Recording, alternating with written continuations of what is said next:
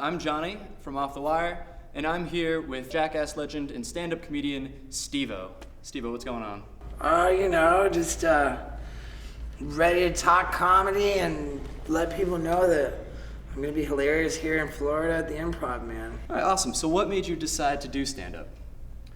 I was invited to a comedy club in Los Angeles in 2006 by somebody who asked me to get on stage and do something crazy. I looked around and I thought, man, there's nothing I could do on that stage that would be crazier than trying stand-up comedy. Ultimately, I got on stage and I said, hey everybody, I'm in the mood for a blowjob. Does anybody want one? And people laughed, man. Like everything that I tried that night worked. I remember before I even left that comedy club, I had already scheduled my return and came back and everything I was trying to get a laugh, I got a laugh the whole time. It was fantastic. From that first time, man, it was something I wanted to pursue. I was really sure that I wanted to do it more. All right, so I'm a bit of a practical joker, and I convinced one of my professors to get tickets to your show. I told her that you were drug and alcohol free, you were a vegan, you were a social activist, you were on Dancing with the Stars. Just how fucked will her mind be when she shows up? Yeah, it's pretty funny when you list it all like that. Everything that you said is accurate. I'm clean and sober for over 4.5 years now. 100% vegan, very much active in animal rights, gay rights. I was on Dancing with the Stars. With that said, my show is filthy as hell. I don't think her head will be messed up. I would bet on her enjoying herself, having a good time, maybe not wanting to admit the extent to which she enjoyed herself or had a good time. While it is too filthy for a lot of people, I think that there's something universal about comedy.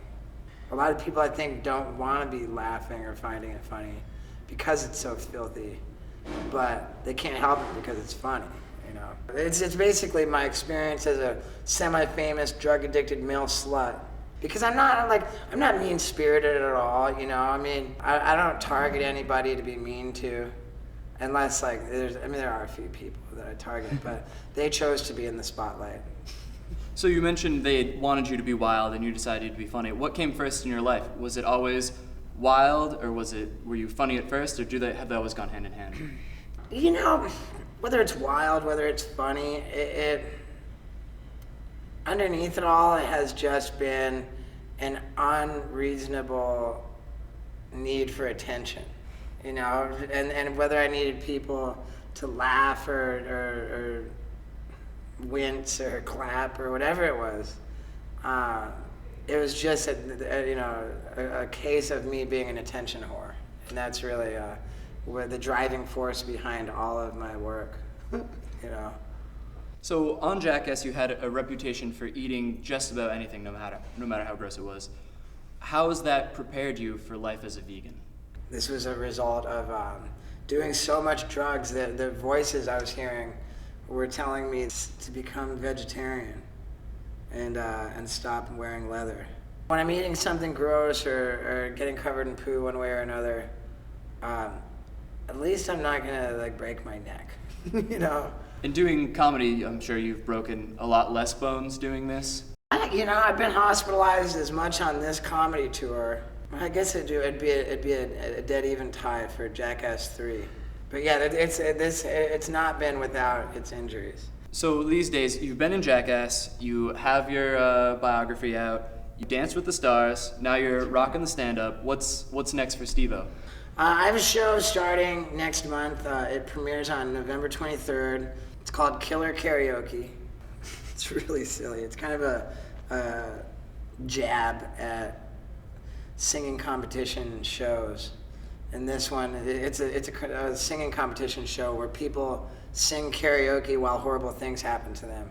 And they've got to keep singing no matter what. And I couldn't be more grateful for the opportunity to be working in the capacity of a comedian host, which is really cool. It's certainly gonna broaden my horizons and show me in kind of a new light.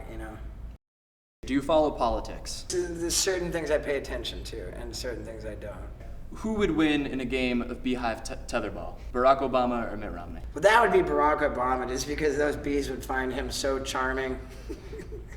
You know, like Mitt Romney would just make those bees uncomfortable and they would attack. Not that being charming really helps the country or anything, but I'll tell you, man, this country's in trouble, man. And not Barack Obama nor Mitt Romney can do shit about it. I'm a registered libertarian. Oh, right on. I don't subscribe to being committed to an answer to a question I have yet to hear, but I do think that there's some merit in going libertarian. I believe in my heart that we'll be seeing me do shit beyond this, you know. I don't know. Like I said before, and I almost said it in jest, it really doesn't matter what you want to accomplish in this life. All that matters is how badly you want to do it, you know? Here, I'm gonna get, there's something I read recently that I think is just fantastic.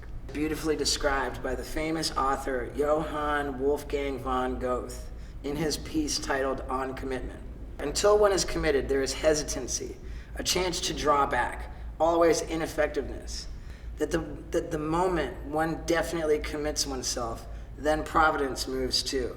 A whole stream of events issues from the decision, raising in one's favor all manner of unforeseen incidents and meetings and material assistance which no man could have dreamed would come his way.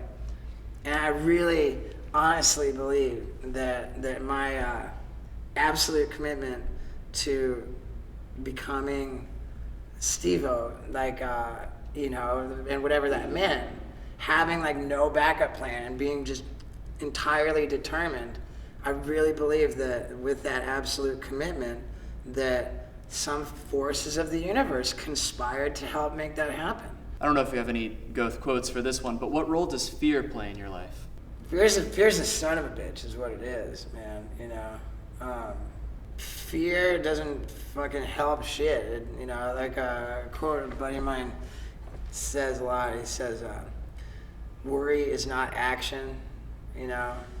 I guess the old quote, we have nothing to fear but fear itself, is pretty valid.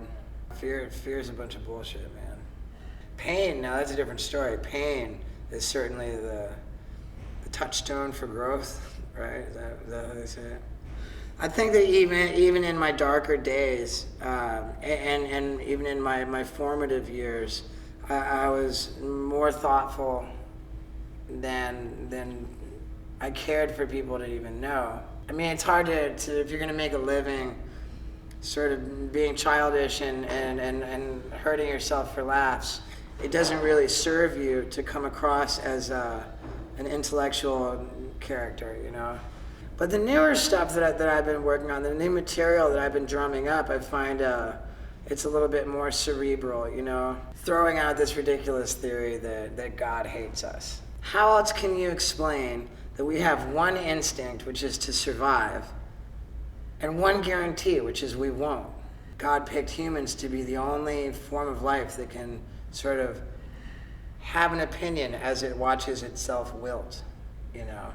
Which is kind of a deeper thought, you know? I mean, if you think about it, a banana doesn't look in the mirror and think, oh, I'm getting spots. Even with like sex, we're the only animals that, our clothes, you're not too embarrassed with your clothes off, but the rest of us get so embarrassed, but animals don't give a fuck. Right. Men have been hiding their penises for centuries as if they were something to be ashamed of. You're right, we need to fucking let the dong swing, man. You're a smart guy. Can I say that? Sure, Does that embarrass you? It doesn't embarrass me at all. I remember doing cocaine with Mike Tyson in a bathroom for a good 3 hours or so at this like mansion in LA somewhere back in 2005. And when we finally got around to leaving that bathroom, he said the same thing. He said, you know, Steve, everybody's got you wrong, man. You're actually a really smart guy. And hearing that from Mike Tyson, I was flattered, and hearing it from you, I'm equally flattered. So what's up, man? When are you gonna ask me about being a cane? I started at University of Miami. My first day at the UM campus was the day before Hurricane Andrew. I guess Hurricane Andrew made landfall sometime in the middle of the night. I was actually swimming across Lake Osceola. That was hilarious. I almost drowned. Within 2 weeks of class starting, I was placed on final disciplinary probation. There's another rumor on campus that you had partied on one of the buildings. I did, sure I partied. It was actually hecked. The stairwell is sort of detached from the building. You've got the balconies separating the stairwell, which goes up 13 floors.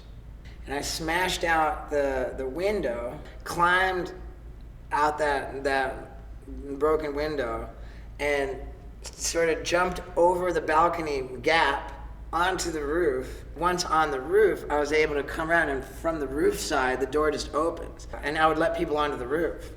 And then, yeah, sure, we'd be up there partying on the roof of Hecht. You know, I couldn't bring myself to go to class. I knew I couldn't hold down any kind of a real job in the world. You know, I mean, ultimately wound up living with my sister, and my sister found out about Ringling Brothers and Barnum and Bailey Clown College, told me that there was no tuition, that if you could get into clown college, that it was free.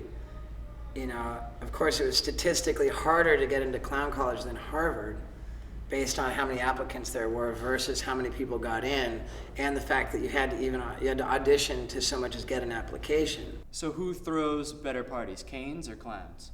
All of the opportunity to party in the Grove and on South Beach actually makes University of Miami a more rigorous and academic school, because with all of that temptation around you, to be able to have the discipline to go to class and do your work and get good grades makes you a better student than the kid who's in, you know, Oklahoma or somewhere with not a lot of good. Oh, nothing's going on, might as well do my fucking homework, you know?